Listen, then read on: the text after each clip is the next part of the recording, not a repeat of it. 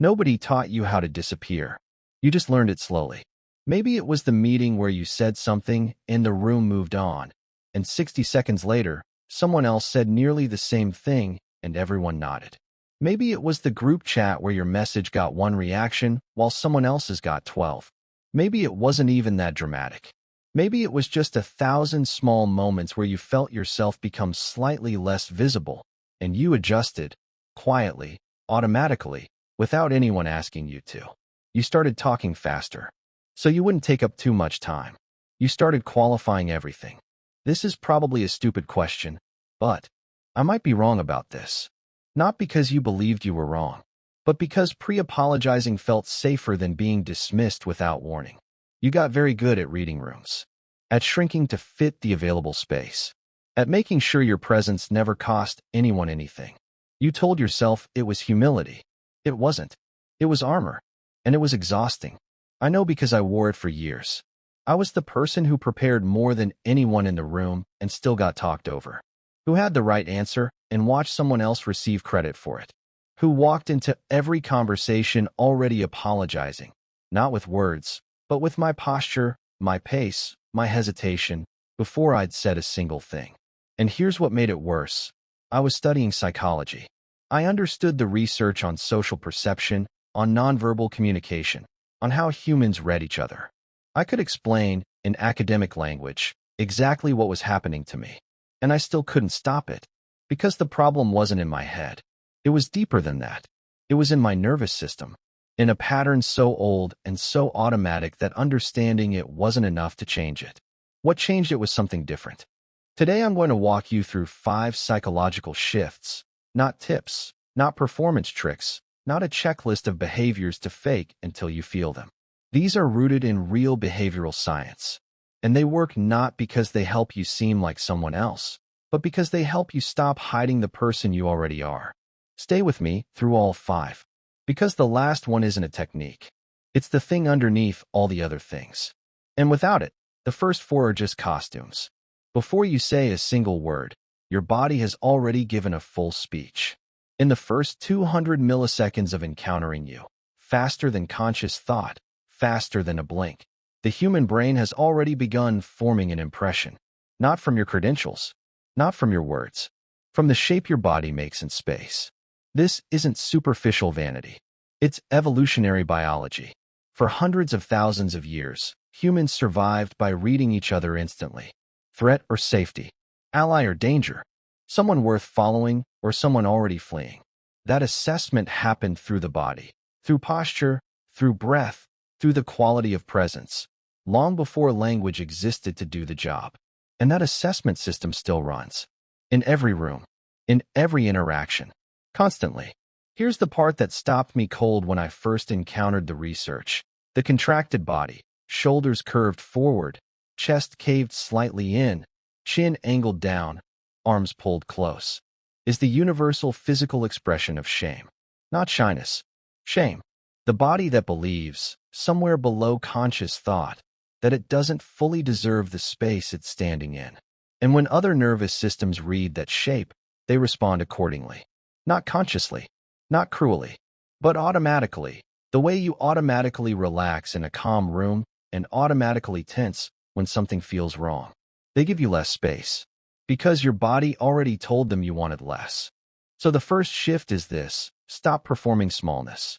Not to intimidate anyone, not to pretend you feel more certain than you do, but because your body is running a program written a long time ago, in response to experiences that are over, and it's time to update it.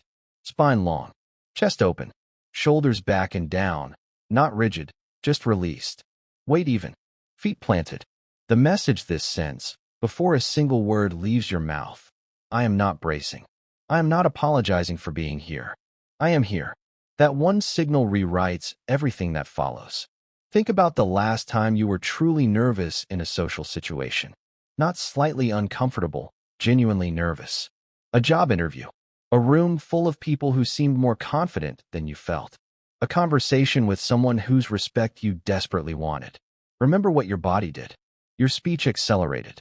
You started filling every silence because silence felt like a void that would swallow you. You rushed to finish your sentence before someone cut you off, because part of you believed that if you slowed down, you'd lose the floor entirely. That rushing is your threat response in social form. It's your nervous system doing what it evolved to do. When you feel unsafe, accelerate. Get the words out before the window closes. And it backfires. Every time. Because speed, in human social psychology, reads as anxiety. And anxiety reads as someone who isn't sure they belong where they are.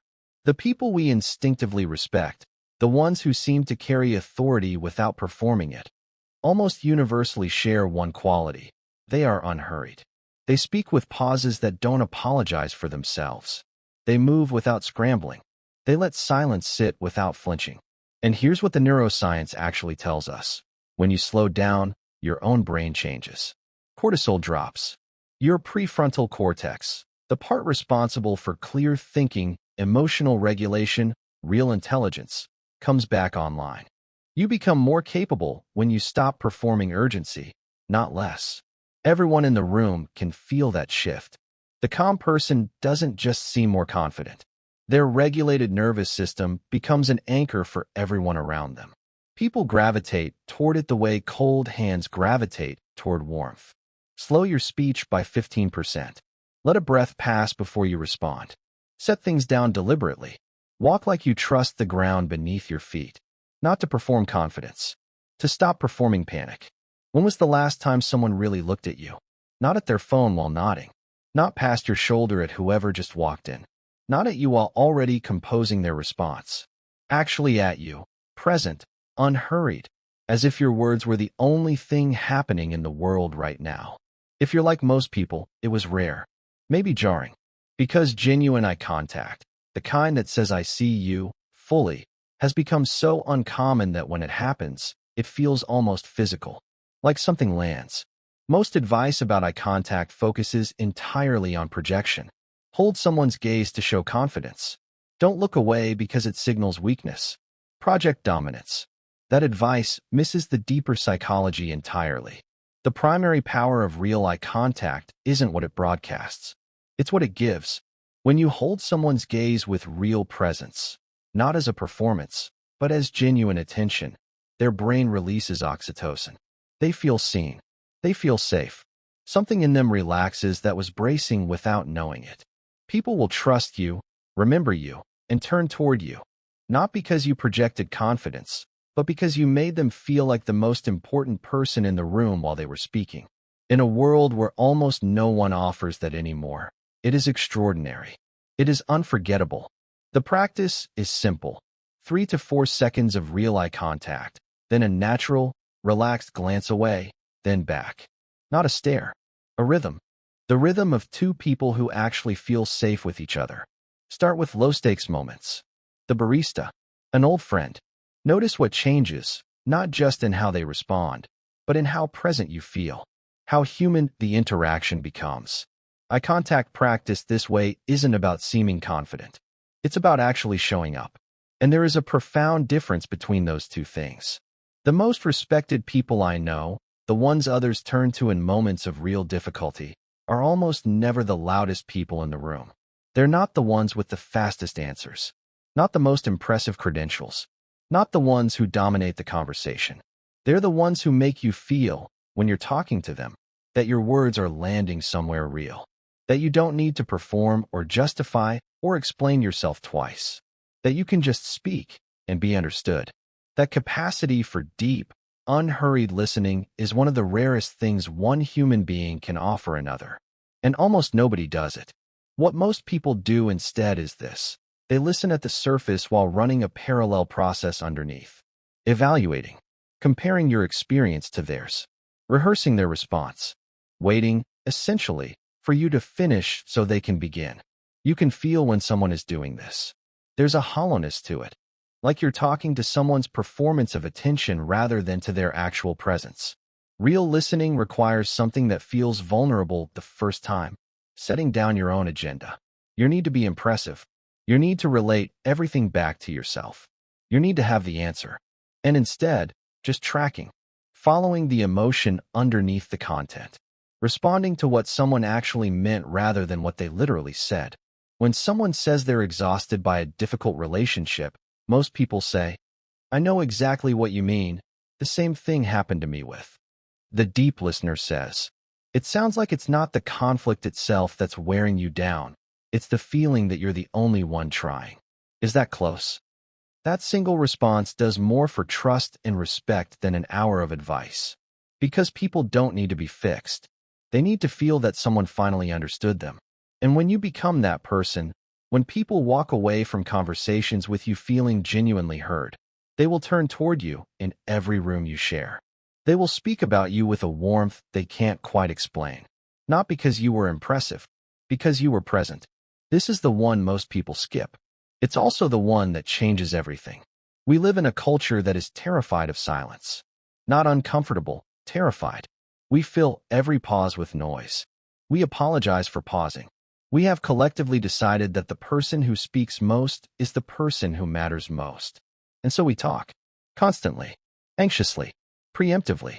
We fill the silence before it can fill us. Because somewhere along the way, we learned that silence is dangerous. That if we stop talking, people will look away. We'll leave. We'll decide we have nothing worth waiting for.